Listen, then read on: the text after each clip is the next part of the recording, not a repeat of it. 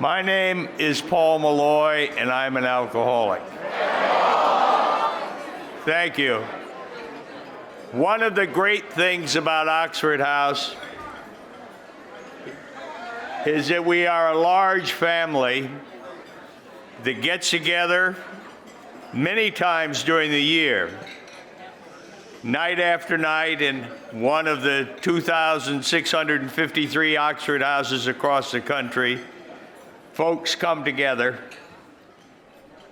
In state after state, they have state conventions similar to this, and folks come together. Here at this convention, we gathered 3 days ago to begin the process of again reuniting as a family in joy of sobriety. One of these things that's something we should not forget, and I'll mention it before we do the invocation, is that these things don't automatically happen. They happen because many dedicated people work their tail off and do all the things that go into making a convention quiet,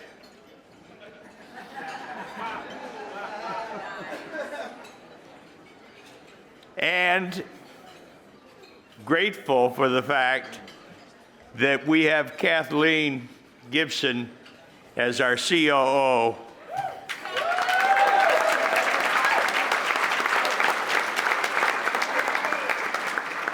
And keeps us all organized so that things like this can occur. Jason Jackson, the whole entire convention committee, has been working months on putting together this kind of gathering, which required lots of planning.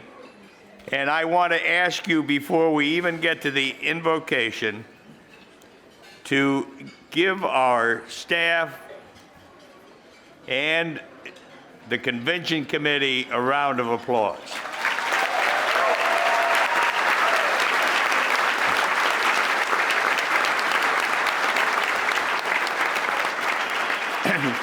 You know, it used to be that when we talked about staff,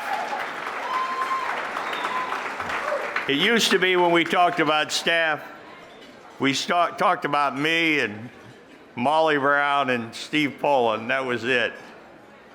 Now, not only has the staff been enlarged, but we've added a lot of intellectual weight and competence when Jane retired 5 years ago. And Jane is responsible for putting together the program, which I'm sure you've already read, but if you haven't, read it when you get home. It's a classy piece of work.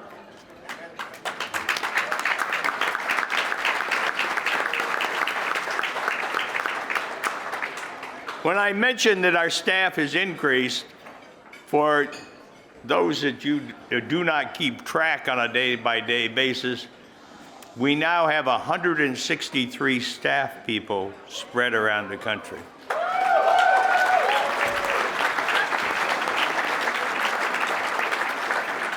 Now, it was about 8 years ago in this very room, or one of these Washington hotels, that you all got to meet Father Bazan. I got to meet Father Bazan one morning at the county-run halfway house in Silver Spring. Father Bazan would stop by. Keep the noise down so your other folks can hear, okay? I know my storytelling is boring as all hell, but you never know. I might be saying something about you, so be quiet. The county-run halfway house was in a liquor store, what had been the county liquor store, right where the Discovery Building is now in Washington, in Silver Spring. There was an Esso station on the corner, then this building that had been the state county liquor store, which had been converted into a halfway house. And on the back loading deck, there was a little room that had a soda machine. And almost every morning, this Catholic priest would stop by to buy a soda. Now, sometimes he had money to buy a soda. Sometimes he said to folks, have you got a little money to buy a soda here? And he would buy a soda. One morning he stopped by, and all the guys in that halfway house, who were basically snitches, Whit hadn't yet come over there, he came over later, but they all said to Bazan, Paul got called for an interview on Capitol Hill, he's not going in. Bazan says, why aren't you going in? And I said, well, I never applied up there. And I've stayed away from Capitol Hill because I'd worked on the Senate side and I was a notorious drunk. He said, you should go in. I said, well, I can't. I haven't got any money for gas. He said, here's $20. And he gave me $20, and I drove my little red Dodge Dart down to Capitol Hill and went over to the House side, which was very unusual for a Senate staffer. And I'm thinking to myself, how the hell did they get my resume? I must have been in a blackout, went up there and said, you Republicans owe me something. So I decided I had to be honest, and I told them I was living in a halfway house. I'd been sober 3 months. And the staff director said, that's okay. If we decide to hire you, one drink, you're fired. They hired me, and one of the side benefits of my experience with Father Bazan, other than getting the $20 to buy the gas and get in there, was the fact that I was open about my recovery from alcoholism. In 1975, not many people talked about the fact that they were recovering drunk. I not only talked about the fact, I broadcast it, and I had a secretary named Molly Brown who typed the very first Oxford House manual.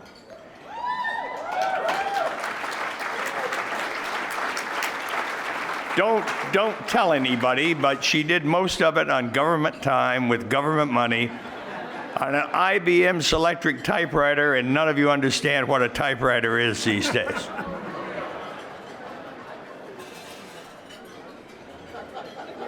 I've done a pre-introduction longer than I wanted, but I wanted to tell you a little bit about our connection with Father Bazan. In some ways, he helped get this whole Oxford House thing started. When the county announced they were going to close the building, he said, you guys can do it yourself. He was one of many who convinced us we could do it ourselves. And in fact, you prove every day that it's possible for drunks and druggies to run a huge system that works very well.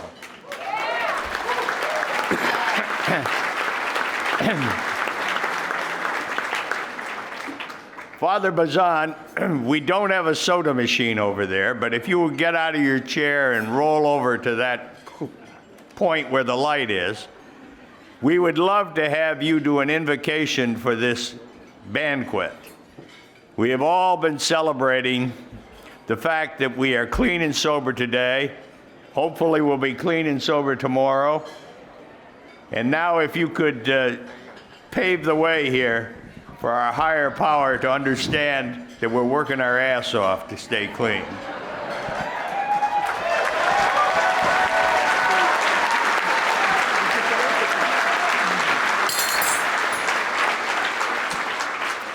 Good evening. Where's that machine? I don't know.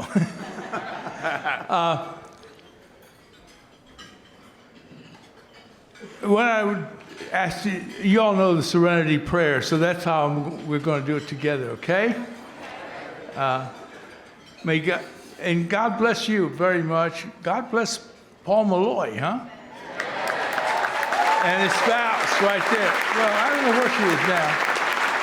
She's the one with the camera, and I have a picture she took with me of me. On the back is a little saying in there, and so let's pray together, okay? God, grant me serenity to accept the things I cannot change, the courage to change the things I can, and the wisdom to know the difference. Amen. Hey.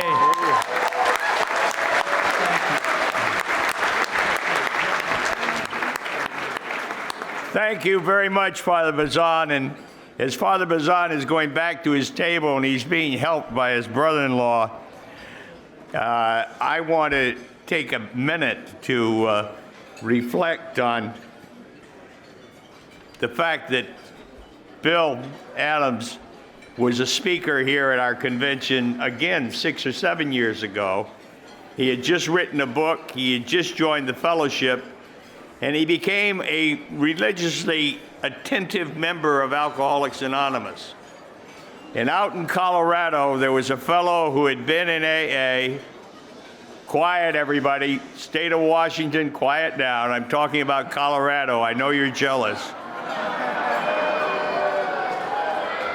In Colorado, there was a guy who for 62 years continuously was an active member of Alcoholics Anonymous, did not drink, did not use drugs, and worked every day to help other folks achieve sobriety. He was known as Swede Hansen, and Swede Hansen died about 1.5 years ago, and he gave to Bill and a friend of his some money and asked them upon his death to use that money so as to help other alcoholics and drug addicts achieve recovery. And Bill and his wife have decided to give to Oxford House to run as a revolving loan fund for Colorado, $25,000. Thank you, Bill.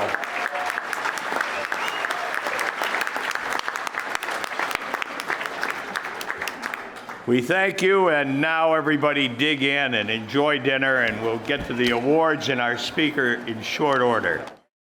My name is Paul Malloy, and I'm an alcoholic. I've said that more tonight than I probably have said it in the last 20 years.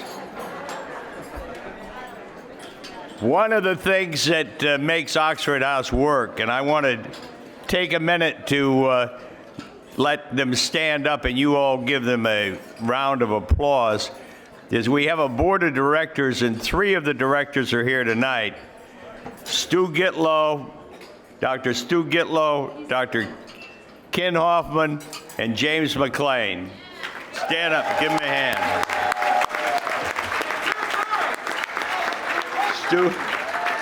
Stu is down here, James is there, Dr. Hoffman, where are you? Right there, okay. And Tim Ring. And Tim Ring. Tim Ring, yes, Tim Ring. Tim Ring has been a member of the board as the result of being chairperson of the World Council. That board meets every single month. They've not only kept us out of jail, but have helped us grow from a $3 million operation to about a $13 million operation. They also helped us grow from 256 houses all around the country in 1991 to more than 2,600 houses around the country today.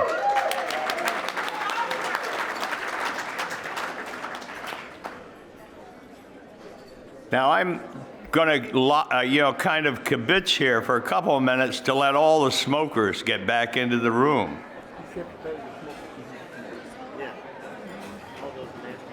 I think that one of the important things I mentioned earlier, how Kathleen and Jason and Jackson and the various committees for organizing this convention had done a yeoman's job in pulling it all together.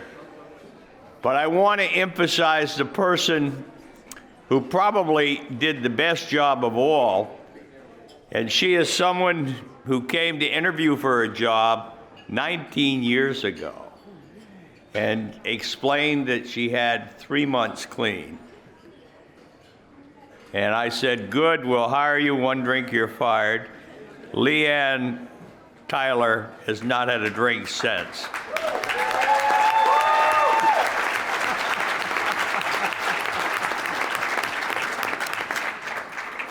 And I'll tell you, one of the things I've noticed about the not drinking crowd is that they tend not to make mistakes when they add up numbers. And Leanne has done a bang-up job. You can look at our annual reports going back many years when you go to our website, www.oxfordhouse.org. And when you go to that website now, in addition to the annual report, you can download the program, which is the program for this convention, and you can go to another section of the web page and download all the programs for the last 20 years. Why would you want to do that? Well, one reason you would want to do it is that each year in the program, there are 20 or 30 stories about you, by you.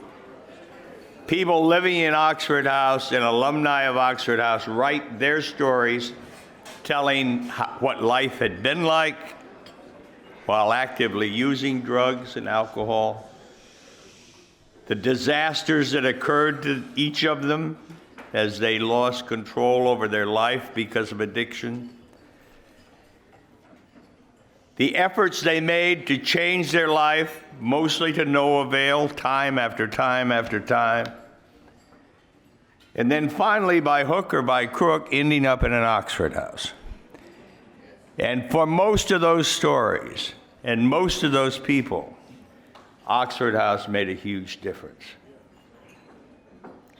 I mean, God knows whether Whit Holden and I would still be clean or sober today, but 44 years ago, that county decided to close the halfway house, and Tom Powers, who had rented the building at that point on Fiddler Lane, sent Whit Holden over to watch over us. Now, Whit had long-term sobriety. He was 3 months more sober than I was. But the great advantage that Whit had was he was big. He had been a lacrosse player at Johns Hopkins. I had once ridden my bicycle almost a half a block, but that's the most exercise I did in my whole life. And while we're waiting here for 1 second for the smokers to get back, I should tell you a story that occurred to me just this afternoon. I was at a gathering over in Northern Virginia, which was kind of a mini workshop, a mini convention, and it was 6 years ago that I was over there. And this fellow came up to me and said, "Do you remember me?" And I said, "No." He said, "I used to live in the Thayer Oxford House." The Thayer Oxford House was the 4th or 5th Oxford House we started, and it was on Thayer Avenue in Silver Spring. And I said, "No, I don't remember you." He says, "Yes, that was 1976. Now, this was now 2010. And I said, no, don't remember you." He said, "I'm the guy that came after you with the broken beer bottle."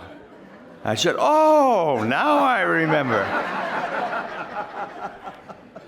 The house had voted him out. He refused to leave. I brought Whit and Spellman over with me to make sure he got thrown out. And after he came after me with a broken beer bottle, Spellman hit him with a baseball bat. Now, I'm a little reluctant to tell those stories because the laws have changed a lot since 1975. Even if you've got a friend who's big like Whit or big like Jim Spellman, you got to be careful in doing that because people frown on that sort of stuff. Anyway, one of the great things that Oxford House has and continues to have is to refresh its memories at each of these conventions. And at each of these banquets, you'll notice on the back of your banquet menu, we're not big on awards. We don't give away hundreds of awards, but we give away a select number of awards. And one of the awards each year is the Reggie Midget Award. And Reggie Midget was an outreach worker in Kansas City, Missouri. And Reggie had originally gotten clean and sober when he moved to Kansas City from his home in Tulsa, Oklahoma. And while Reggie's job was to open houses in Kansas City and to keep things going in Kansas City, he still had a brother and a mother and a father and several other siblings back in Tulsa, and knew there was a need for Oxford houses in Tulsa. And at that time, we had no contract with Tulsa. We had no contract with Oklahoma. I had left Oklahoma in a snit. I shouldn't tell this story.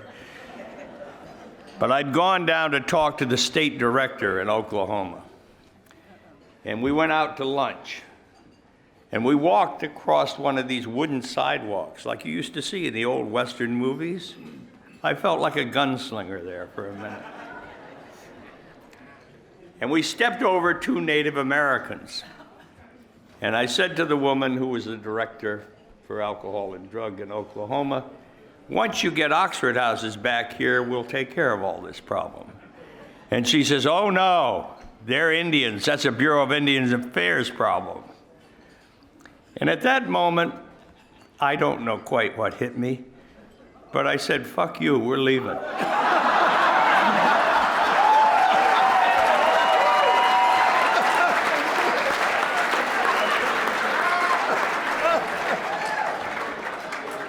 I may have been Trump before Trump was Trump.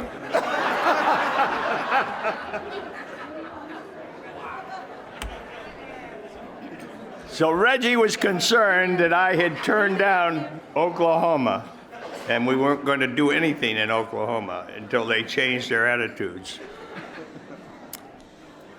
But Reggie went back to Tulsa to get an Oxford house going on his own time, his own nickel, and his own weekend.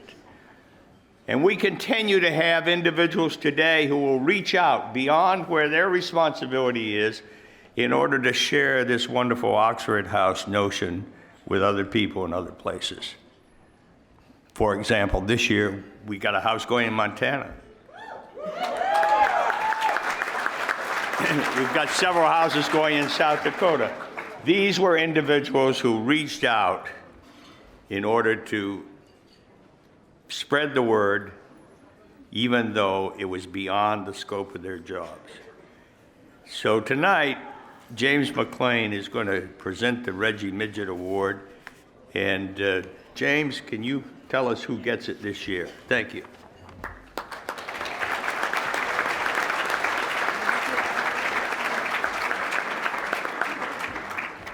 Good afternoon, good evening. My name is James McLean, I'm an addict. My clean date is May 23rd, 1982.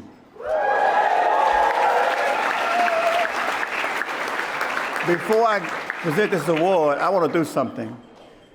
Every time we come, we always celebrate, we always give accolades to everybody. And very rarely do we take time to give accolades to Paul. So I want you all to put your hands together and give Paul Malloy a great big hand.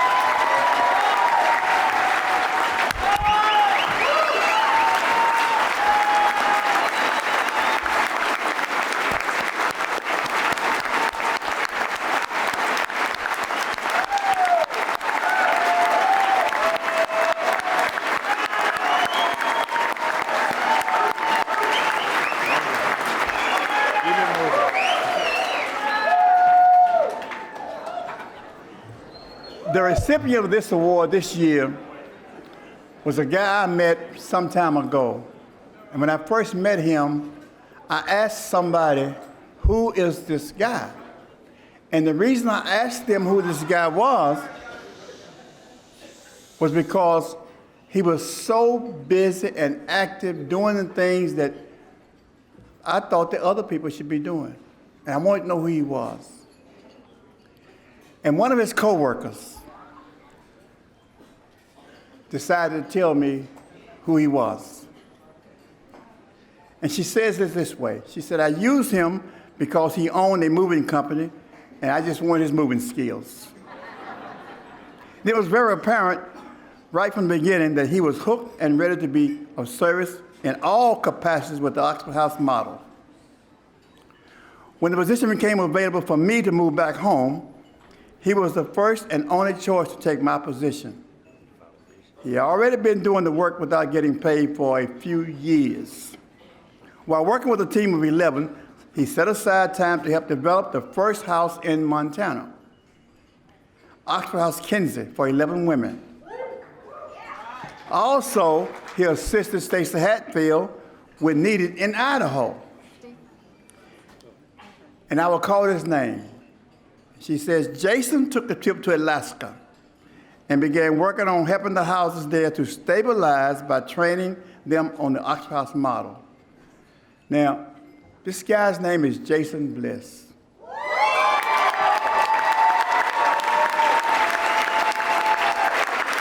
And I want Jason to come forward.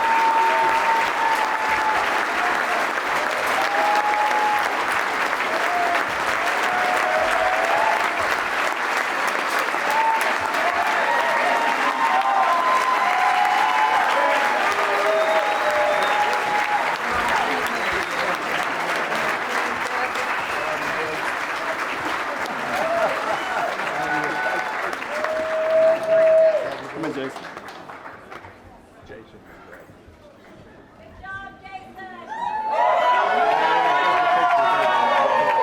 Okay, come here. Presented to Jason Bliss for his resourcefulness, diligence, timeless initiative, and enthusiastic fostering of the mission of Oxford House. 2019 Oxford House Annual World Convention, Washington, D.C. Congratulations, Jason. Thank you, brother. Thank all of you.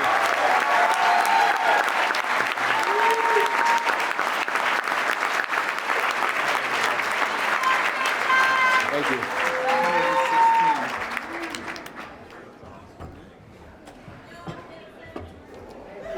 Thank you, James, and congratulations, Jason. I think telling you the rest of the story here, just so I don't destroy Oxford House in one speech.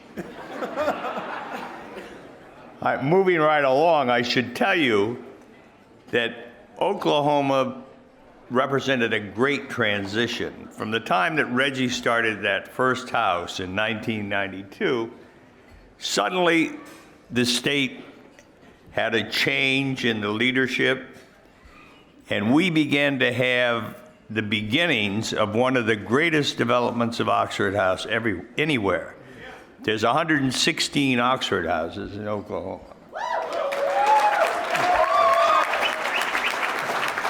And Ray Caesar, who recently retired from the state, has attended this convention, and he's brought to Oxford House the whole notion that we could reach out and particularly increase the program we have for people leaving incarceration. So I don't want anyone to get the impression that my admonition to Oklahoma stuck. It only lasted a few years.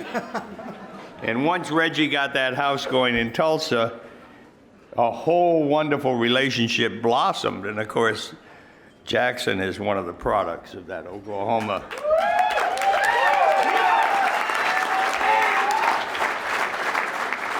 And I suppose it shows you the wonder of recovery, that great wonder that can make all of us change from being devils to angels. I haven't quite made the full change, but I'm moving toward it. And Kathleen reminded me, clean up that Oklahoma story. Now, one of the other things that Oxford House has done since it's had conventions 21 years ago is to give two individuals something called the Founders Award. Now, we called it the Founders Award mostly because we needed to call it something. None of us could really agree on who the hell the founders were or anything else, and we didn't want to taint the award in any way by pinning it to any one person. But it sounded good, and it has served the purpose well. Because over the years, individuals who have received the Founders Award have continued to help Oxford House and have underscored the fact that Oxford House is a concept that is simple and that it works well and it can be applied anywhere. There are some states who are like that early Oklahoma state that haven't embraced Oxford House. Most of the New England states have not embraced Oxford House. God knows why. Both Jane and I are from New England, and you would think that we'd have some connections with our whole home territory, but we don't. 3 of our 5 children are in Boston, and you would think that that would create a warm spot in New England for us. It doesn't. In New York, all kinds of exciting things have happened involving Oxford House and involving me personally. I must say that it's been now about 20 years ago that I had the opportunity for a very, very special night in Buffalo, New York.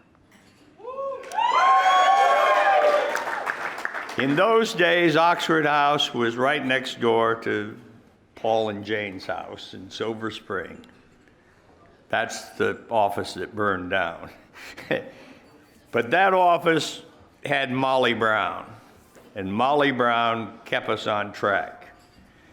And I came back from a trip one day. It might have been a trip to Oklahoma, who knows?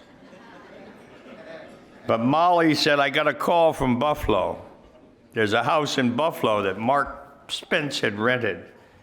They want you to come visit. They're going to have a special night and a special dinner honoring Oxford House in Buffalo. And I said, okay. She said, well, I told them there wasn't any way you would go because the last time you came back from a trip to an Oxford House, you complained that the sheets hadn't been changed in a month, the place was dirty, and you weren't about to stay in another Oxford House. And I said, oh, that must have been the house I visited in New Jersey.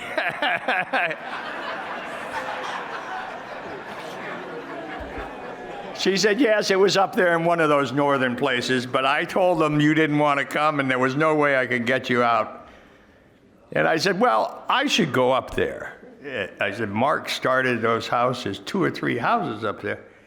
I should go, call him up, tell him I'll be there. So I flew into the Buffalo airport. And they picked me up at the airport to bring me to the house on Lisbon Street, a distinguished street in Buffalo. Although at the time, Buffalo looked pretty much like a city that had been bombed during World War II. As I drove up in the taxi cab on Lisbon Street, there was a 1956 Ford Fairlane. I remember it as though it were today.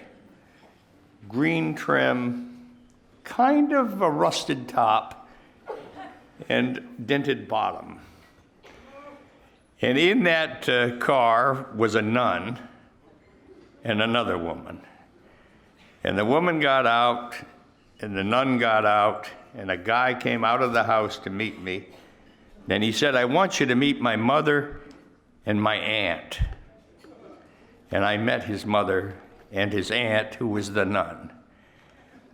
And the nun explained to me that she was over at that house because an important person from Washington was going to come and visit. And she had brought over some silk blue sheets that she had gotten for Christmas, and she was never going to use the silk sheets, so the guy from Washington could. And I must say, the only time I have ever slept on silk sheets was in Buffalo, New York, 2005.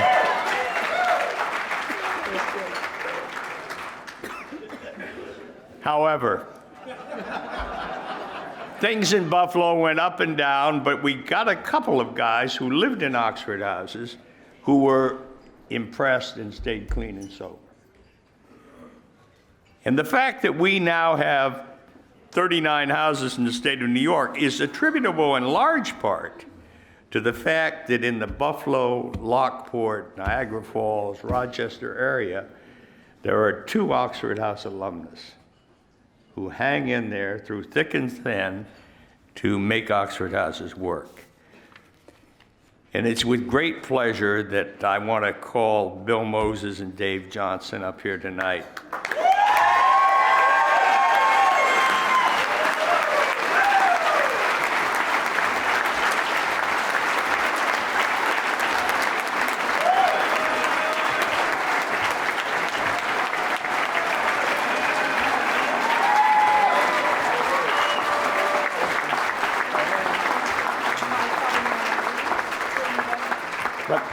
Bill and Dave have kept us alive in the state of New York, and they've helped hundreds of individuals by creating houses. Oxford House 2019 Founders Award, presented to Dave Johnson, and another award to Bill Moses, Oxford House alumnus and landlord in New York, for his dedication, wisdom, enthusiasm, and leadership in fostering the development of a network of New York Oxford Houses. I doubt that they have silk sheets, but nevertheless, there you go.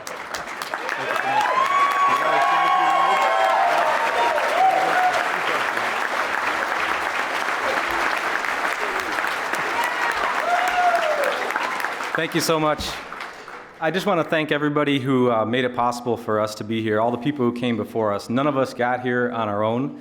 I know she's not here, but I'd like to say thank you to Molly Brown to be that first point of contact I ever had in Oxford House. Thanks. He's no longer with us, but to Riley Reagan, who was the first person I met 18 years ago at a convention that sat with me, the only kid there from New York, and encouraged me to keep going with it. To Steve Poland, who told us, don't worry about what the towns and cities have to say. They may mess with you, and they have, but we'll take care of them, and he has. So, and especially to Kathleen for always being available to help and encourage us to continue to make this happen. Thank you very much.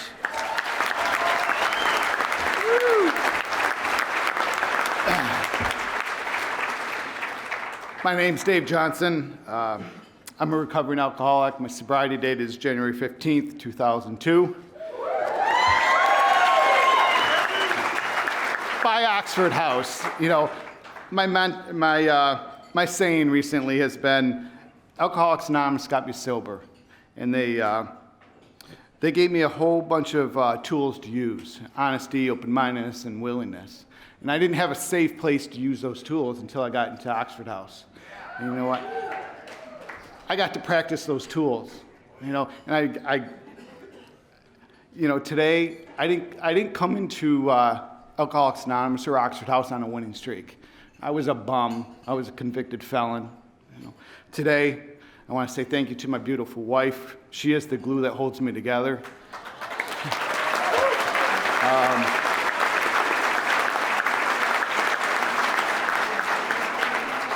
I want to thank Oxford House for giving me a place to be able to practice these principles.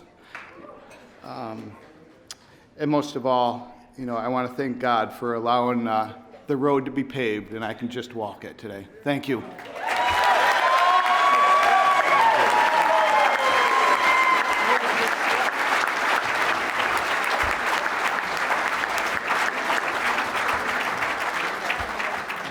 I suppose that Bill and Dave and I should also thank that anonymous nun who had the silk sheets that she couldn't use herself, because that really gave us a toehold in Buffalo.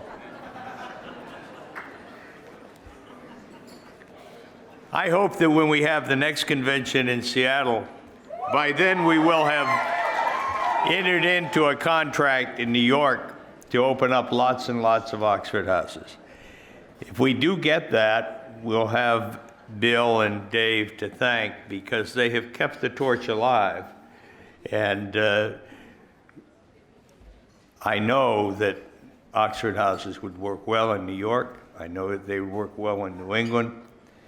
The other state where we have no Oxford Houses is North Dakota. We actually have 3 houses now in South Dakota because an outreach worker reached out and started those houses. The final award that we're going to give this evening is going to be presented by James McLean. I just want to mention, or not James McLean, it's going to be presented by Kathleen Gibson. I just wanted to mention the award and how it got started. Tom Fellows was a guy who had been in AA a number of years here in the DC area. And Tom learned about Oxford House and traveled all around for us trying to spread the notion of Oxford House. And he had a bad heart, and he got operated on a number of times for his bad heart. But nevertheless, he would go out there and work on solving any problems we had. We had problems in Pittsburgh, we had problems in Cleveland. Tom was out there. And when Tom died, his wife said, rather than sending flowers or having a big thing of a funeral, please send money to Oxford House, Inc. And that was the first outside person that ever considered giving us money. And so we set aside that money to create something called the Tom Fellows Award. Tom was a friend of Bill W.'s, but he never was a resident of Oxford House. Nevertheless, he spent the last 8 years of his life as an advocate for Oxford House, helped start a cluster of houses serving graduates of the Salvation Army here in Bladensburg, Maryland. And it's an honor that we are very jealous and protect, and we share it only with those who are most deserving of that honor. And Kathleen, could you come up and present that award to somebody who's made a huge difference in Oxford House?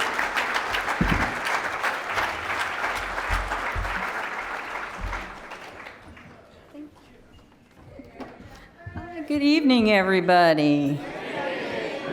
It is a great honor to be able to give this award. I had to fight a little bit with some people about giving this award tonight. So, along the way, Oxford House makes friends with people.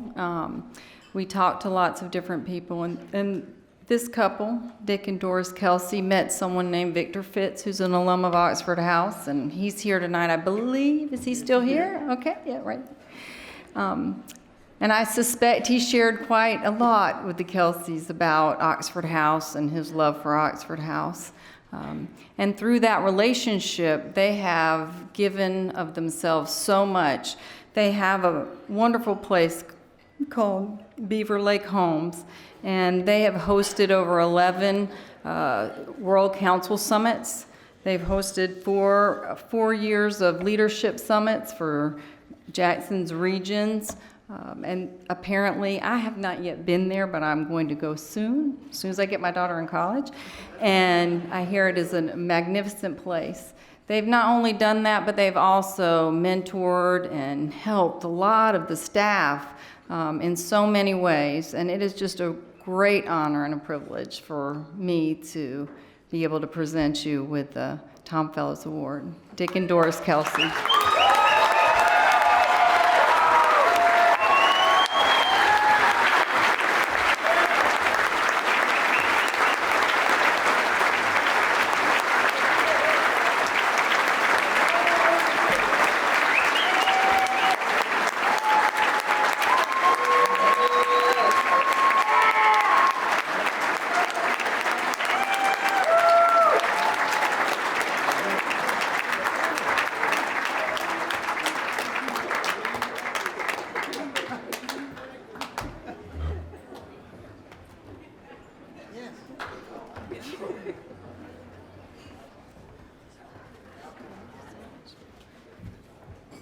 And the award says, Oxford House Year 2019 Tom Fellows Award, presented to Dick and Doris Kelsey, in recognition of their belief in the Oxford House program and strong support for the expansion of Oxford houses throughout the country. We thank you both extremely.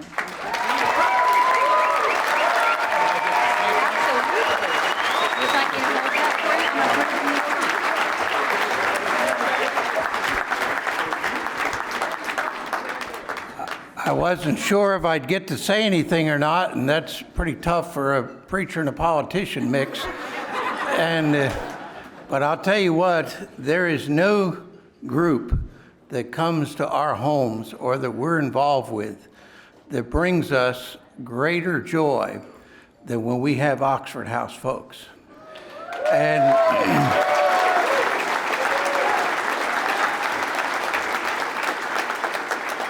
you all are so inspiring because, you know, it's one thing to fall, but it's when we get up. And all of you are getting up and keeping on, keeping on. And that's an exciting thing. Now, my wife deserves most of the credit. Come on up here, Doris.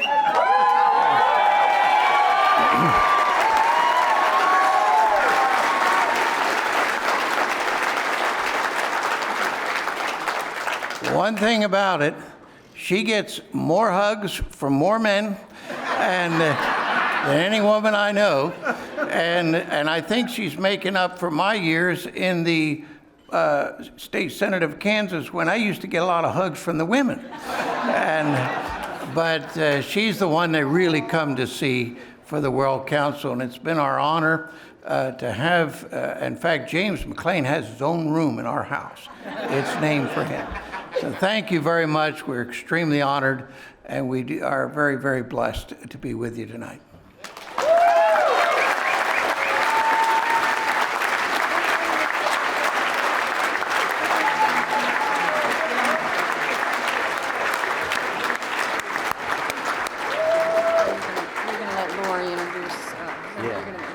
I do. Dick and Doris, thank you very much. This World Council retreat down there in Arkansas at their home has produced a guidance that's been very helpful to the expansion of Oxford House year after year. I suspect that all those folks going over there are the World Council folks who go down there and think up all these things to make Kathleen and me work harder. But God bless them all, and God bless the fact that they got an award. I want to talk a little bit about the next award, but I want to be careful not to tell too much about it. Because sometimes I've found that I'm able to tell other people's stories much better than they can. They usually are far more exciting. They usually have lots more happening to them. And I find that one of the things about our guest speaker tonight is that his interesting life is matched only by the great success that he's brought to Oxford House.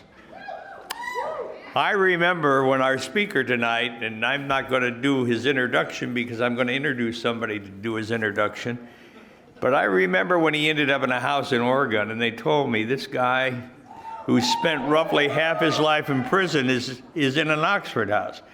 And I said, oh, did he do some big crime that got him a long sentence? They said, oh, no.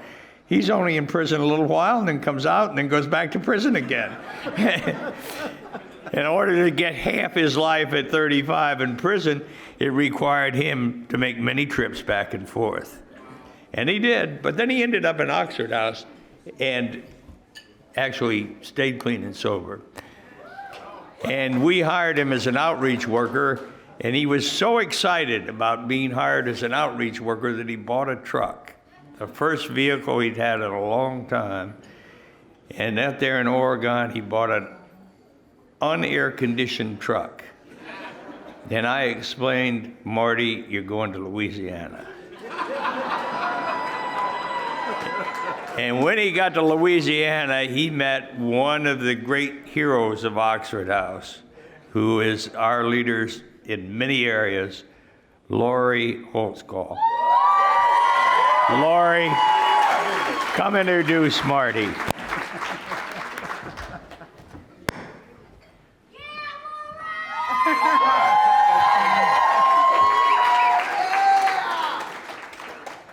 About 12 years ago, I moved into Oxford House, Kenner in Louisiana, and I was about a month and a half out of jail, and I was at somebody's boyfriend, didn't want them to go to the World Convention, and they asked me to go in their place, and they told me whenever I went, they said, there's this guy that's going to be there, and his name is Marty Walker, and we would like for you to stay away from him. And so I come here to DC, and Marty, it's like he made a beeline for me. I had never met him before. And whenever I met him, he was the most charismatic, fun-loving, interesting person, one of the most interesting people I have ever met in my life. There's people that you meet along the way that bring a lot of love, they bring a lot of humor, they bring just a huge presence that makes you feel like a better person into your world and into the world and the lives of others. And Marty Walker is one of those people. After that, he took me under his wing and he taught me everything that I know about Oxford House. And I was sitting in the Fun and Recovery panel today, and on the panel are Marty, Elizabeth, Jeremy, and Brandy. And it warmed my heart because I realized very quickly that Marty is the instrument that has taught us how to have the most fun in recovery. And I've been able to teach that to other people. And it has been a pleasure and an honor to be able to know him.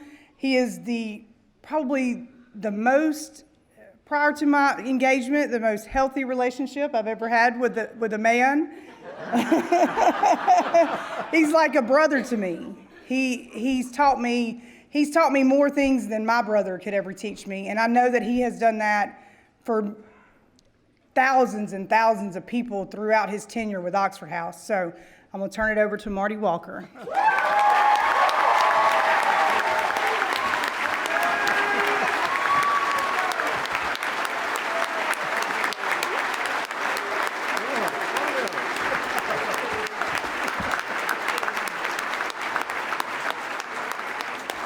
Go to it. Go to it. Thank you.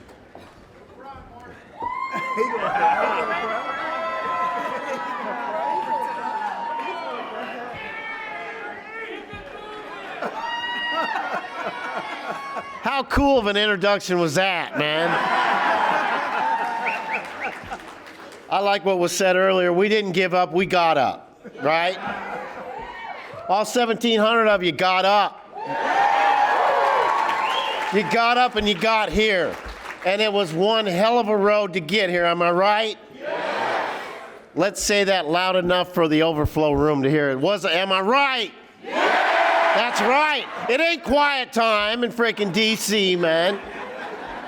That's at 10 o'clock. I've been wanting, I am so frickin' excited right now.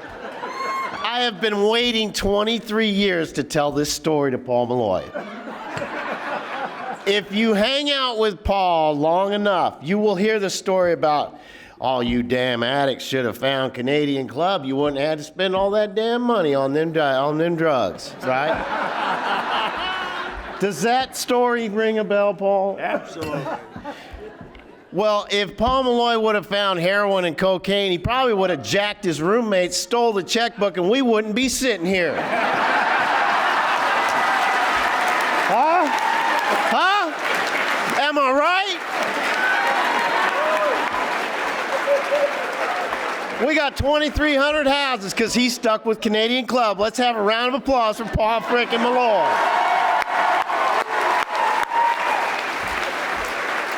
23 years I've been waiting to say that, man. It's a good day to be sober, am I right? There's a story, one of the first stories I heard was where's Myrna? Is Myrna here?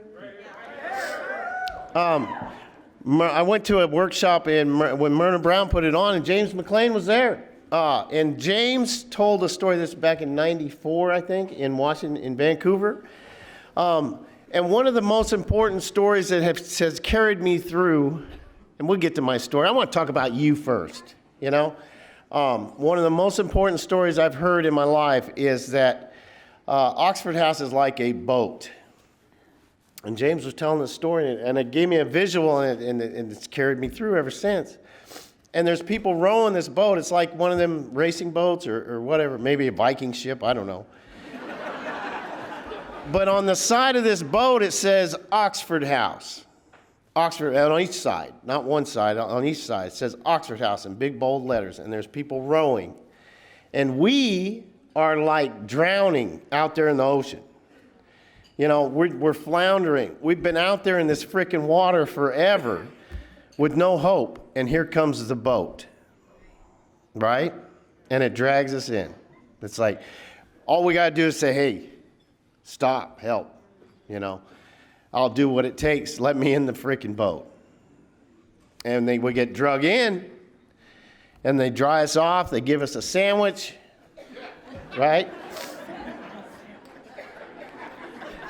Maybe give us a clean shirt and some socks that don't stink, you know? And then after we're kind of rested up a little bit, it's like there's other people out there in that water. You know, here's an oar. Help us row.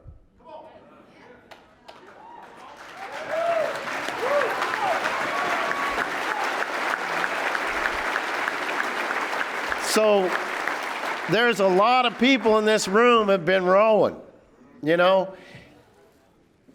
How many people in this room haven't rowed yet that are willing to? Let's see it. Stand up, please. All the people that are willing to help us row to the next addict and alcoholic that needs to get in the boat. Let's see them. Stand up, please. Bring it up. Let's have a round of applause for these people, because you're the future of Oxford House right here. That's our future. In overflow, stand up. Let's see you. Thank you guys for your service, man, because it's coming. It's war out there. It is frickin' war, and it's life or death. Unfortunately, I was talking to a gentleman earlier today. He's like, I want to make sure that everybody in the houses, we've got Narcan now. We got Narcan, but we don't know CPR. So he's going to be doing CPR training, and he wants everybody that lives in his area in Oxford House to know CPR. Unfortunately, we're in that era now. It's not just, where's the remote? I might go to a meeting. When we talked about that earlier, too, I think Jackson said it. Don't just think your roommate's okay in their room. You know, if you haven't seen them all day, check on them.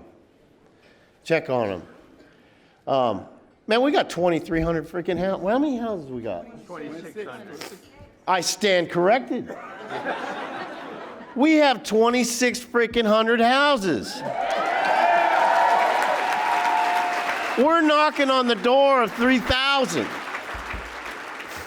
I mean, we're moving. Wait, this is crazy. We're 160. How many employees? 163 freaking employees. Soon we're knocking on the door 200, 300. I mean, this is just nobody. I couldn't imagine that. I never could have imagined that this. I mean, this. Look at you, Jesus. What is up, DC? You all look good too, man. You know, all gussied up. That's a Southern term. I learned that in Louisiana. So I guess I'm ducking my story a little bit. It's kind of nerve-wracking, but there's a lot. The main thing that I learned when I moved into Oxford House, and I'll tell you how I got there, but I really wanted to tell you this story first, because what I found in Oxford House that saved my freaking life, the animal kingdom has figured out millions of years ago. If you want to go far, you go alone. No, if you want to go fast, you go alone. If you want to go far, we do it together. You know? If you want, remember that. It's like, and I met somebody that were doing that. I'm going to the museums, I'm going myself. You know, because I want to see, I don't want to drag anybody with me. And that's cool, but how fun is that, you know? Think about 12 of us going to look at museums. Now, that's crazy. We might not see a lot, but we'd have a whole lot better time, I would think, you know? If you want to go far, we go along. We go together. I'm sorry. Am I right? Am I right? Yes, that's it. Ducks are stupid-looking creatures. They just are. And we got some stupid-looking ones in Slidell, Louisiana. Big. They got I don't know. Whoever designed those, man, I don't know if that was a rough draft or not. But the ducks, they're designed that way for a reason. The ducks, if they fly in formation, they can fly 7 times farther. And there's a reason for that, and we see them all the time. They fly in formation. It's a V formation, and you've got a lead duck. You see it, you know, they're in a V up there, making a bunch, honking. Do you know why they're honking? It is because they're honking at the lead duck to motivate them. That's what they're honking for. They're making that noise. It's like they're not saying, "Oh, you dumbass, where are you taking us?" You know. What they're saying is, "Go," because the lead duck is cutting the air for everybody. That's their job. They're not running nothing, but they have a job. Everybody in that formation has a job. Now, this is really powerful stuff. You're in the formation, but you got to do a little bit of work. One of the things is the president or the leader is cutting the wind for everybody else. Everybody else's job is to motivate them, get behind them, and support them. And then you can only cut the air for so long, and it's very tiring. You're out there in the front, so you have to fall back. It's an automatic thing. You fall back, and somebody else whips right in. It's just natural. And now your job is to motivate them, like they did you. And then the tireder you get, the farther back you fall. And then in the back of the formation, you can if you're like exhausted, you can just hang out in the back and you'll be it's called drafting. Or the formation will actually pull you, you know, when the air comes in. And so by doing that and just rotating throughout the formation, that formation together can go 7 times farther. Right? Also, if one duck falls from the formation, 2 ducks will follow it. They don't leave each other. They'll follow it all the way to the ground in the hopes that it will get better and fly, at least land softly. But they don't leave. Once you're part of the formation, you're part of the formation. That fits so well with us. You know, leadership is shared. We have to, because Paul wrote it in the freaking manual. Every 6 months, we switch formation. And if we motivate each other, when you motivate each other, it's called edification. When you edify, when you build each other up, it's much more powerful than continuously pointing to your character defects and trying to drag each other down. You know? Let's not drag each other down. Let's edify. Let's motivate. Let's honk at each other, you know?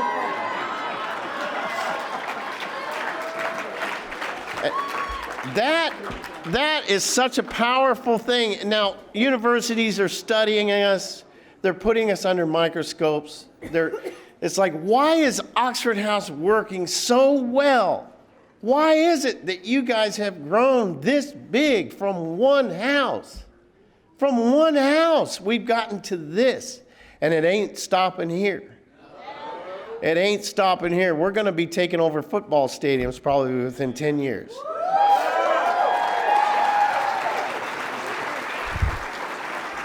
And it's a good thing. It's a good thing because it is life or death. And I know I would have died had I not found the door. I really would have.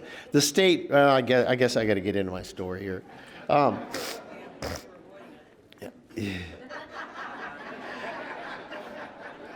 was born in Coos Bay, Oregon, 1960. My father... Is Coos Bay here? What's up?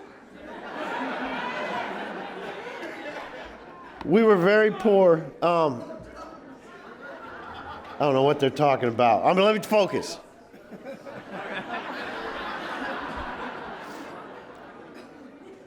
We were very poor. There was 2 families in Coos Bay on welfare, and we were one of them. I didn't know this growing up. I just knew that we didn't have any toys. And as I was growing up, I got tired of going over to my friends' houses, and they had all these toys, and I'd go back to my room, and I'd wish that there was toys there, but there wasn't. And so what I noticed is if I stuck a toy in my pocket when they weren't looking, and I got home, I would have a toy. How cool is this? I figured it out. So I began putting things in my pocket when people weren't looking. I'd put candy. Sometimes back then, people wouldn't lock their door, and I could walk in and I'd just like see shiny stuff and pick it up. And my parents kind of turned a blind eye to that, because we were poor. It's like, well, and they'd say, "Where did you get that?" And I would say, "It was on sale." And they never, "Oh, okay, it's on sale." But I didn't have any money, but it's still on sale. Because I heard my parents say it a lot. "It's on sale, we brought it home." Well, one thing leads to another, and I start, going into people's houses was so, to me it was fun, taking their stuff. Come to find out, you can do that legally. It's called flea markets and garage sales. You don't have to crawl through their window when they're at work. What a concept. So, landed me my first felony, going into somebody's house while they were home. Police don't find humor in that. They do. Wait till they're asleep, because that's when the wallets are there and there, I thought I had a system. I was really a genius back then. Went to prison. Found a bunch of my friends from high school in there. It's like, ooh, it's like old home. Oh, damn it, the state people. My state people. Hey, I need to do a disclaimer. I just realized. I'm going to try to keep it PG rated, kind of like that. And, but... I'm just going to get real, I just got to be real. What the hell was I talking? Oh, prison. Shit. Let's go back to prison. I found there was a lot of drugs in there, and there was fun, and there was my homeboys from high school, and they had taken a path of, like, they knew how to get by alarms, and they knew how to hotwire cars, and they knew how to forge checks, and they knew how to burglarize houses, and they knew. I'm like, this is cool. I like this. This is my sponsors now. I got sponsors, and they're my cellie. We would sit up for hours every night talking about the scams that we're gonna. I mean, this was not a healthy relationship. So, by the time for the next what? From 79, I went to prison the first time, to 1993, I went to prison the last time. That's a lot of, I don't know, that's just a lot of going back and forth. It's a lot of years. And by the time in 1993, I was just like, my God, I'm tired. I've been sleeping in stolen cars. Just trying to find a place to lay down. I would walk the streets for hours trying to find something to steal. 13 felony convictions, 27 misdemeanors, and 23 failures to appear. The last time I went to court, I'm in jail, and I'm just so tired. I'm like, I always thought that God had made a mistake when he made me. Like, I didn't ask to be here, so I'm going to do whatever the hell I want to do. But I'm with no integrity. Everything that came out of my mouth was a lie. Everything. I mean, I had no hope. I had no dreams. I couldn't do anything. All I wanted to do was do another shot of dope. That's all I wanted. and I'll do whatever it takes. I'll go through whatever I got to go through to get that. And by the grace of God, what do they call that? My name's Marty. I'm an addict. And no, my name's Marty. I'm in long-term. My name's Marty. I'm in long-term recovery, and what that means to me today is I haven't had to shoot toilet water or smoke carpet scrapings for frickin' 21 years. How's that? Did I do it right? It's a process. Huh? Did I do that? I'm working on that one. So I get to jail the last time. I mean, I stunk so bad. When you can walk down the street and you can smell your feet while you're walking, that's where I was, and I ain't lying. It's scary. It's scary. Probably 130, 135 pounds soaking wet. Just hadn't showered in a couple months. The only time I could change my socks is if somebody had some in their car. It was a miserable life, and I never want to forget that left to my own devices, I will go right back there. I still cannot believe, I lived on the bottom, and sometimes I'd make a little score, and then, I got a nice story to tell the fellas when I go back to the penitentiary, That's kind of what I was living for. It was just part of the cycle. And I'm just like, I want out of this. And I remember I got arrested for a stolen car in Portland, Oregon, up there on 39th and Hawthorne or something. At the Fred Meyers. Officer Knutson was arresting me, and he's one of us. And he said, there's hope. He goes, people like you and me are the same, but the only difference between me and you is I haven't had a drink today. And I'm like, holy shit, this guy is talking to me like a person. And we sat there in that parking lot of Fred Meyers for 4 hours, and he was telling me about this 12-step program that he attends every day. And I did not know that there was a way out, So that's how I learned. I got 12-step by a police officer, by an arresting officer.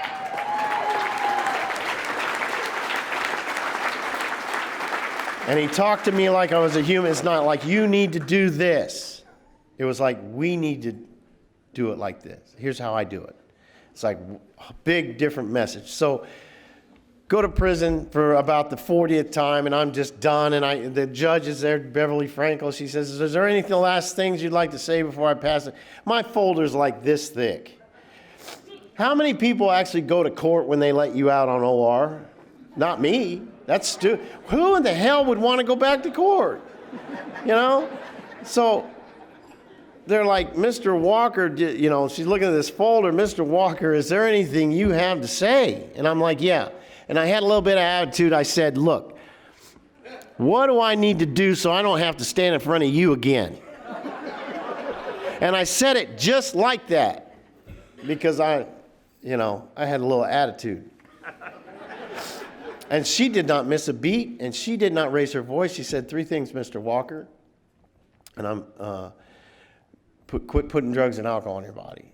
The second thing is get a job. And the third thing is find God. And when she said that, it sounded so simple.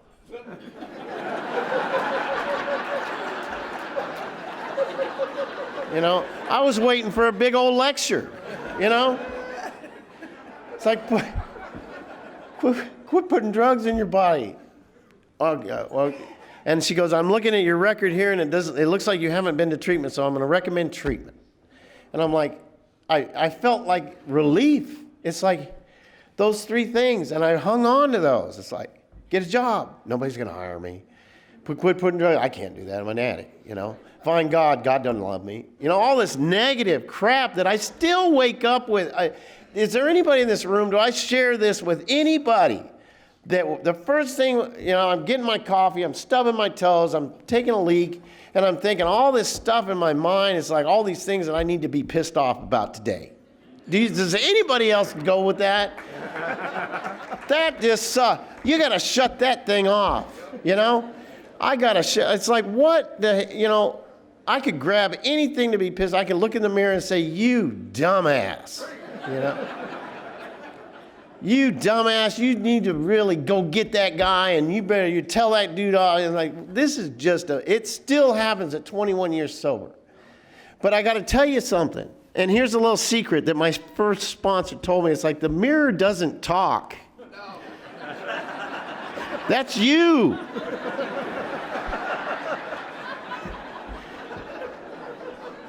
What? The man in the mirror is talking. That's you. It's crazy. So, anyway, so go to treatment. I learned the most important thing I learned in treatment. I learned it on day 2. It says you're still going to want to use, but you don't have to. That's huge. It's like, because I thought, if you thought it, I had to do it, right? I want that watch. I'm going to get it. I want that car. I'm going to wait till you ain't looking. I want that purse. I want, you know, I was a creature. I lived in 5-minute increments. Really, my disease, it was how am I going to get through this next 5 minutes? 5 minutes, 5 minutes, 5 minutes. And it's like, oh, damn it, I'm arrested again. Well, now we're going to talk about 18-month increments now, you know. So, went to treatment, learned that. I was starting like, this is awesome, but I still had that no integrity. Nobody's going to hire me. I can go through treatment. Nobody's going to hire me. I'm not going to have a place to live. I'm not going to have any money. It was a 9-month treatment in Columbia River Correctional Institution. And at the end there, they had a really magical thing. They would actually help you go out and get a job. They would take you around in a little druggy buggy, you know? And they interviewed me at an Oxford house, too. I got a job, the first application I put in. I got 13 felonies. Nobody's going to hire me. They said, when you need some safety glasses, you start Wednesday. Man, how cool is that? You know? Saved up a little bit of money. Got my safety glasses. Faulkner's Automotive, or whatever. And then they said, well, where are you going to live? I said, I'm going to get a place. I'm going to get out of prison. I'm going to get my own place. Never had my own place in my freaking life. Legally, you know. But I got a plan. They said, you really need to check out this thing called Oxford House. And at that time, there were 6 Oxford houses in Oregon, and I think they were all in Portland.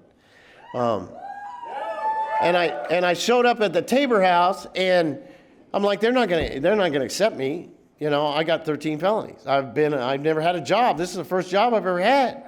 And they went in, they interviewed me, and I mean, I was still in prison. I mean, I'm on a little pass thingy, you know.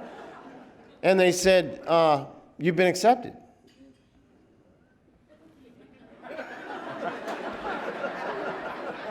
There goes my plan.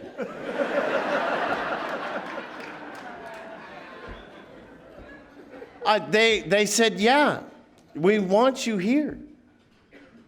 Nobody had wanted me anywhere for quite a while. So out there, what is it, 68th and Gleason, 64th and Gleason, I had a home to go to. And I had to submit a pass to go next week. They said, well, you need to come to the next house meeting. You're part of our house. I'm like, shit, I just want to go chase girls now at AA meetings, you know? But they said, no, you're part of the house. We need to see you every week at the house meeting. So I had to make out a pass and go to, it was like Monday night at 8 o'clock. I had to take like 5 buses from Columbia River to over there. And there was a chapter meeting going on. What is all these people in the living room? All these girls. Man, we need to have a lot of these chapter meetings, man. Huh? Give me an oar. I'm on a row. Freaking chapter meeting. Man, I was like, I was just like, this is awesome. They're talking all this language about traditions and that. I don't know what the hell they're talking about, but this was cool. So the bottom line is I moved into Oxford House, and it was probably the first smart move I ever did in my freaking life. Smart. I put my plan to the side, and I followed direction. And I'm like, damn. And I remember and I'll tell you a story about the first night, and then I'm going to kind of wrap it up a little bit, because I know everybody wants a cigarette. I know it. But there's so much awesomeness that goes on in freaking Oxford houses. I've been with Oxford House. I moved into the first one March 25th of 1994. And I think we had like 300. And I've just watched this thing grow. The first night I come out of Oxford House, and I'm brand new. Now, being brand new in the human race is a lot. I remember we were doing a training for the residents in Tennessee, in Memphis, and our state representatives came over, and they watched the whole training. They sat there and watched it. And they turned to me at the end of the training, and they said, there's a lot to learn here. This is a learning curve here. And I didn't think about it, because after you've done it for a while, it's like, just read the manual, learn these books, know it by next week, quit arguing. That ain't how it works, you know? It's like, you got to learn a little bit, maybe every other day on a good week. You know, there is a lot to learn. So I went to Kansas, and they were talking about patience and unity and reaching out. And I'm like, did Kansas show up? Did Kansas show up to D.C. this year?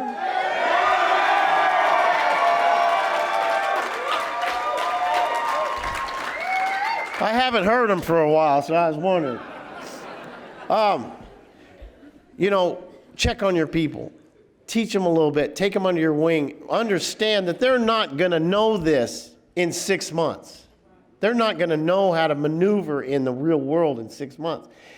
There's been a lot of people that have done a lot of work to make sure that our houses were here. Our attorneys, Paul Malloy, stuck with Canadian Club, Kathleen, Jackson, these guys have done, Lori. I mean, you guys, as volunteers, you're our strength. Without that, we wouldn't have gotten here. And with that, I was going somewhere with that, and I freaking forgot where it was. When you first moved in. Oh, thank you, Jackson. Let's have a round of applause for Jackson.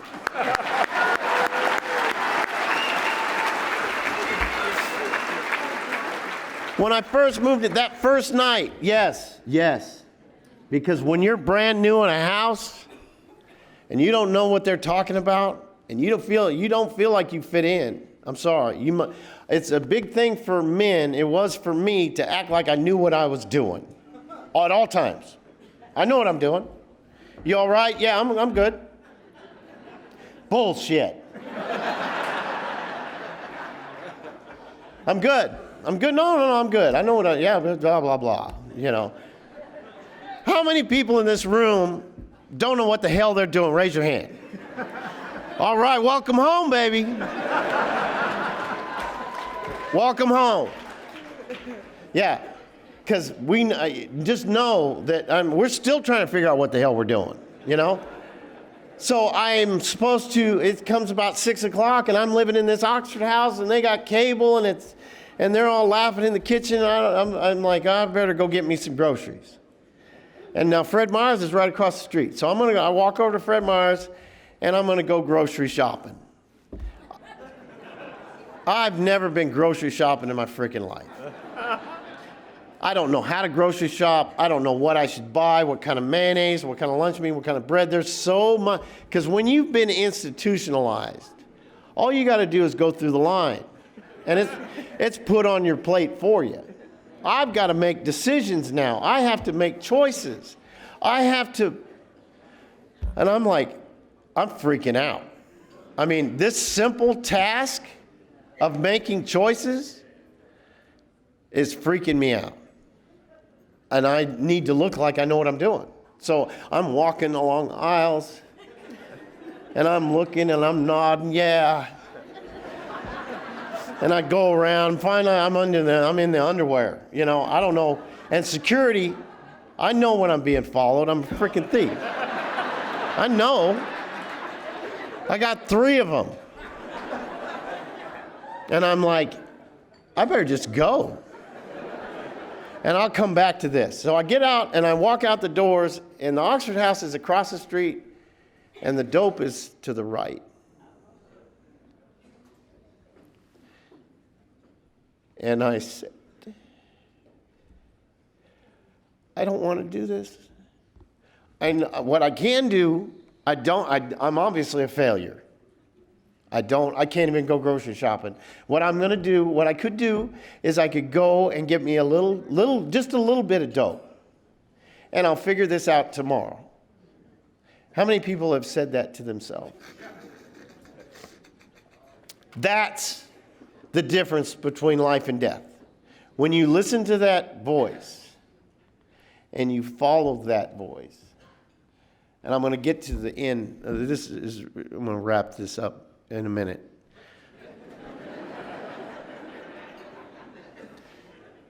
And there was a little fire. There was a freaking fire inside that says, hell no. Get your ass back to that Oxford House. This time.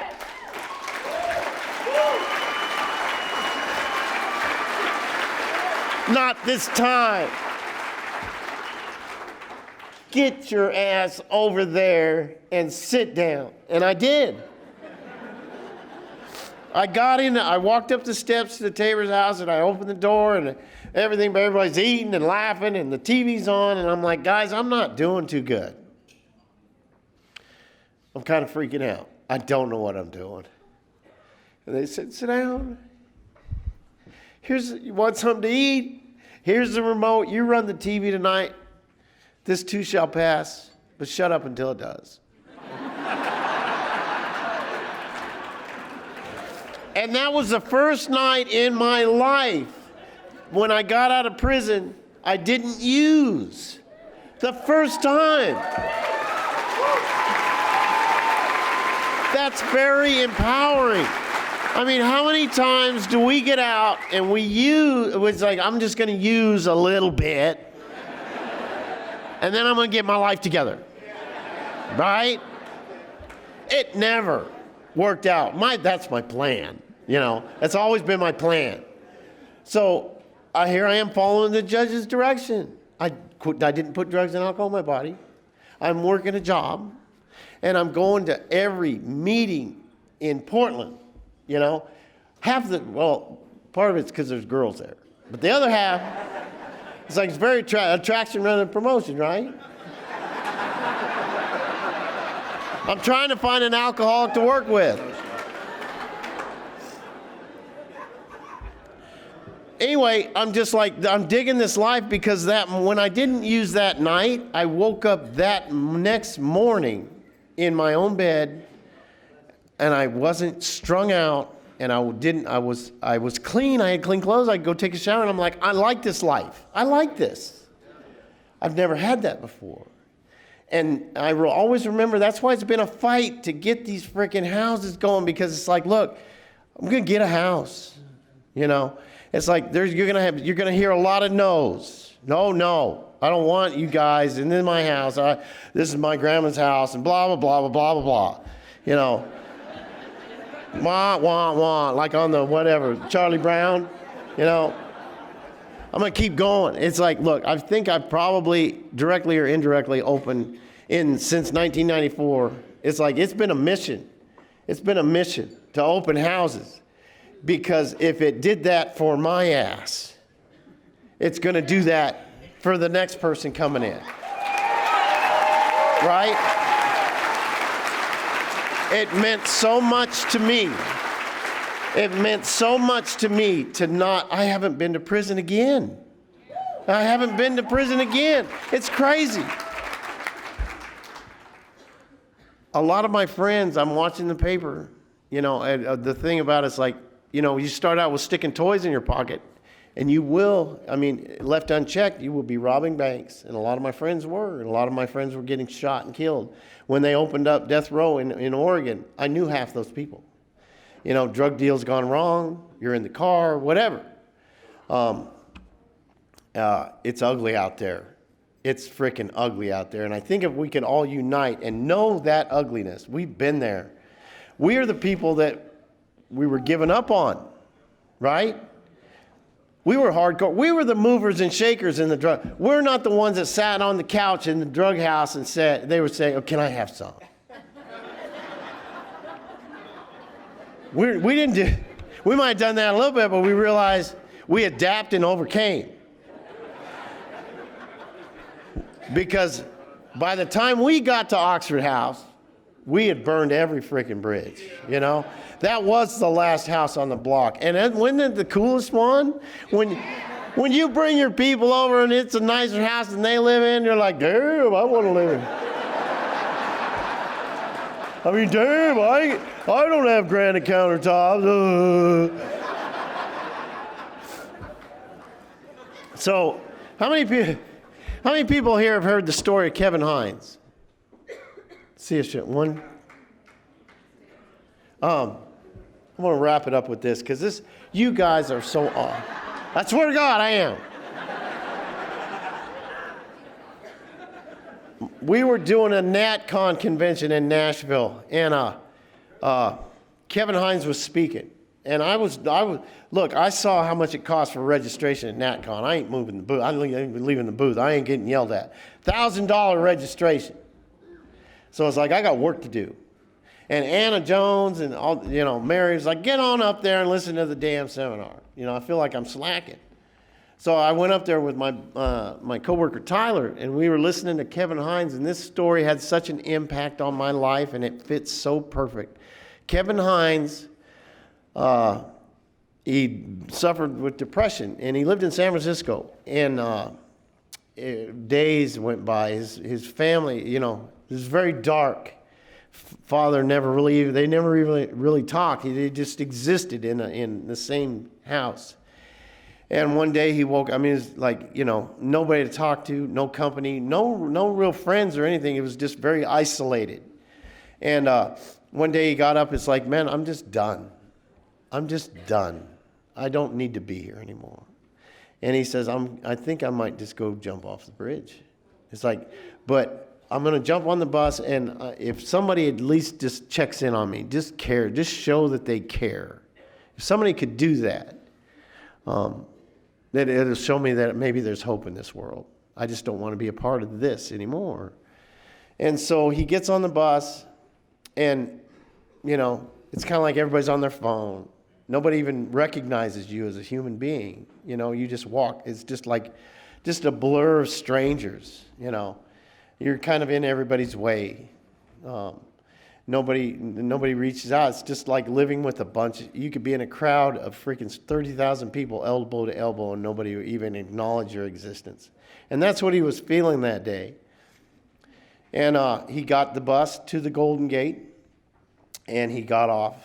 And people are bicycling by. They're walking by. They're, you know, no eye contact whatsoever, all the way from his apartment to the Golden Gate Bridge. And he just said, I'm done. There it is. That's all I needed to know. There is no hope to be here. And he got up on the rail, and he jumped. And he said the minute he jumped, the second he jumped, he says, oh, shit. I fucked up. He said that, yeah, he goes, and he said that because it's like, I do want to live. That, it was like instant. It's like, I do want to live. And now it's too late. And he's falling, you know. There's no going back. That's a drop. It's like, you made that decision, it was instantaneous. Boom, I'm done, fall. It's like, oh no, I'm going to die, and everybody's not going to know that I actually did want to live. That was the last thoughts he had before he hit the water at 77 miles an hour. He hit the water. He hit the water at 77 miles an hour, and he plunged 70 feet down. Fully dressed, boots, jeans, coat. And then he's like, I need to get to the surface. And he's got a bunch of broken, I think he's got a broken ankle, he's got a broken discs in his back, broken shoulder. And he's like, I'm going to live. That same fire that said, not today, he had that in his gut. He says, I need to get to the surface. I need water, I need air. And he fought to the surface. 70 feet down, fully clothed, broken bones. He made it to the surface. He made it, fighting in probably 40-degree water. It's not warm water in the San Francisco Bay. Now, the fight has just begun because in the San Francisco Bay, it's very choppy. Just because you made it to the surface doesn't mean you're going to stay there. I mean, you've got swells like this, and he could hear shouts from the bridge. So he's fighting to tread water. He's sinking. His lungs are filling up with water. I mean, his fight is not over. And he sees an object start circling him. He thought it was a shark, so he starts punching and screaming. And it's like, that's the last thing I freaking need. I'm trying to stay up here, and now I got a shark on my ass. So he's punching it, and he's screaming at it, and it's going under him, and it keeps bumping him up, And he's kicking at it, and he's screaming for help, and blah, blah, blah, blah, blah. And here comes a boat. And here comes the rescue team. I guess they have them ready. I guess people jump off that thing almost every day. And they pulled him in the boat. They got him in the boat. And he's like, thank God you came on time. And that shark would have got me, blah, blah, blah. And they were telling him, look, do you know how many people we pulled out of this bay this year? How many bodies we pulled out? How many people have jumped and how many bodies we pulled out? 67 people have jumped. 66 bodies we pulled out. You're the only one that lived.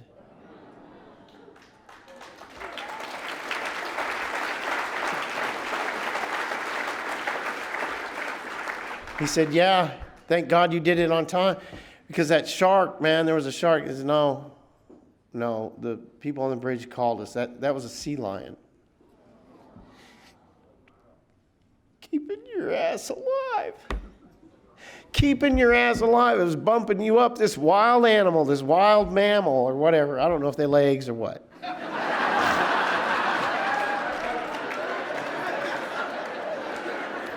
This wild animal knew that you would perish, and it was helping you tread water until we could arrive. He was kicking and screaming at this thing, and it still helped save his life. Now Kevin Hines has a YouTube channel, Suicide Awareness. He does a lot of work, a lot of service work, but this correlates with Oxford House a lot too. Every time we say, fuck it, I'm going to turn right and go get some dope, we jump off that bridge. Every time. We could go through a day, man, this is a horrible day. Nobody's telling me they love me. There's no coffee filters. I'm going to eat. Life just sucks. I'm going to use. Basically, it's like jumping off that bridge. I'm making a decision. When we make a decision to use, there's no stopping. When it's a decision, when it's a conscious decision, we're going to get loaded. We'll sniff mop glow or whatever, You can't stop it, And so it's like letting go of the bridge. And it's like our plan is, well, I'm not going to fall that far this time. That's our plan. If you're like me, you're going to fall all the way every time. Every freaking time. You're going all the way. and you might not live this time. You know? That's why I can't go back. That boat that comes to get me says Oxford House on it.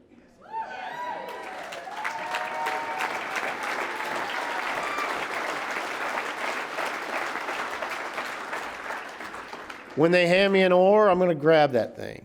I've had an oar in my hand for 20, since I've been back. It's like, look, there's dying out there, and there's thousands of them, especially with this freaking opioid crisis.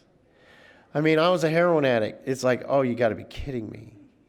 We just lost another one in Memphis. I mean, it's just on and on and on. It really is. All you guys that stood up earlier says, I'm willing to open Oxford houses. I'm willing to do the deal. We need you. They need you. All those there's people they don't even know that they're not even using yet that need you to create a bed. So let's stay in formation. We're going to go far, and we're going to go together. And in the famous words of Dirty Harry, rest in peace, from Metairie, Louisiana, he says, if no one has told you yet today that they love you, tough shit, don't use or drink anyway.